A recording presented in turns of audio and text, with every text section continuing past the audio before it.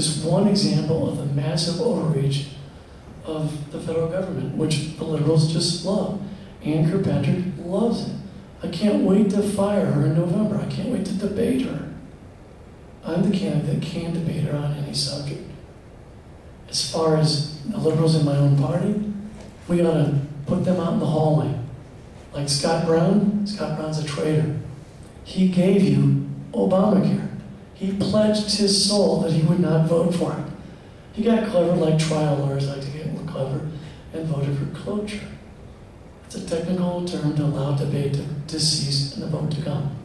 He also betrayed us in the financial reform bill, which is nothing but a bailout for Wall Street. Those kind of Republicans, I want nothing to do with them. In fact, I'd like to have a private conversation with one or two of them. Thank you. Paul? First of all, over time, we've given up our rights and not allowing the elected officials to get away with this. We have to hold them accountable. We have to get back our voice. We have to elect people that will also publicly hold their colleagues in Congress accountable, i.e. Lindsey Graham.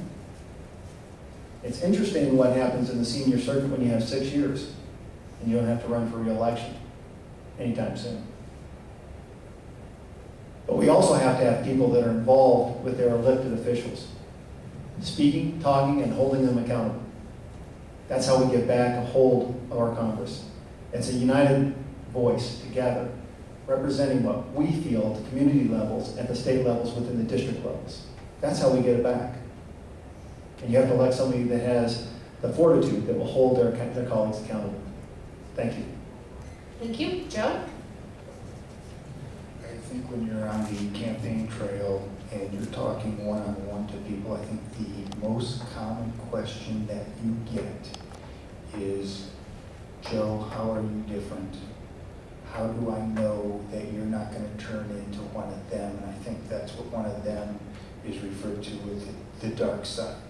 And I think there's a distinction now that we have this ruling class in America, in Washington, D.C., and that's a derivative, going back to the first question of the Tea Party.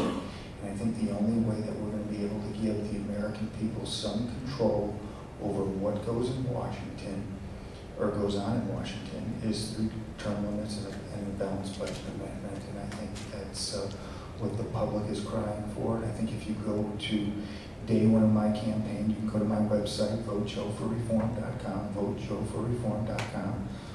I thank Mr. Zaleski again for bringing up the fact that Joe does not play well in the sandbox.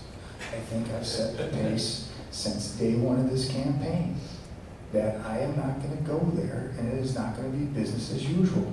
I have the political courage to make a stand and fight for we the people, not we the special interest groups, and that's been since day one. Again, please go to my website, watch my YouTube video, and you'll see a lot of the common theme that I'm talking about today. So, votejoeforreform.com. Thank you very much.